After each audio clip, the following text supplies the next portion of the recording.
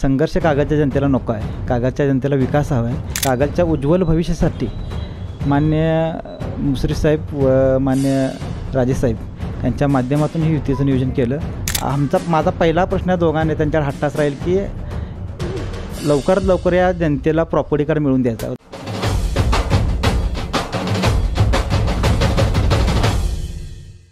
नमस्कार. आज आपण कागलमध्ये आलो आहे आणि इथं आपल्यासमोर एक उमेदवार आहेत. त्यांच्याकडून जाणून घेऊया की त्यांचं नेमकं व्हिजन काय आहे. नमस्कार सर.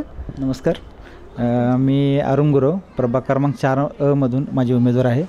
आम्ही राष्ट्रवादी काँग्रेस पक्ष व राजश्री शाहू आघाडी यामार्फत एक अधिकृत उमेदवार म्हणून मी इलेक्शन लढवत आहे.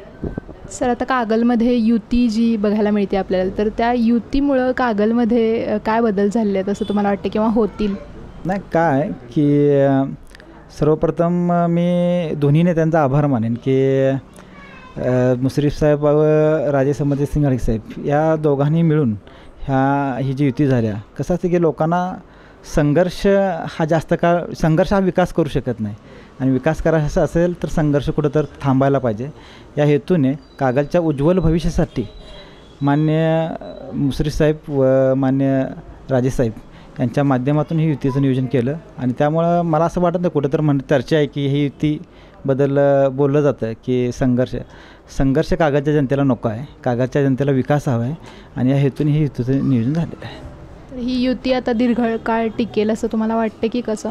हा 100%. कारण की कागल ही छत्रपती शाहू महाराजांची जन्मभूमी आहे आणि या जन्मभूमीमध्ये विकासाला महत्त्व कागलची जनता देईल आणि त्या माध्यमातून ही युती दीर्घकाळ टिकेल. कारण की दोघांचे नेत्यांचे विचार हे छत्रपती शाहू घराण्याचे जनघराण्याचे राजेसाहेब आहेत आणि मुश्रीफ साहेबांचं जे कार्य आहे आजपर्यंत त्यांनी इतके वर्ष आमदार निवडले, कुठेतरी हे विचार रुजले गेलेत म्हणून ते इतके वर्ष आमदार आहेत आणि त्या ह्यानं हे आता ही युती टिकेल असं मला वाटतं.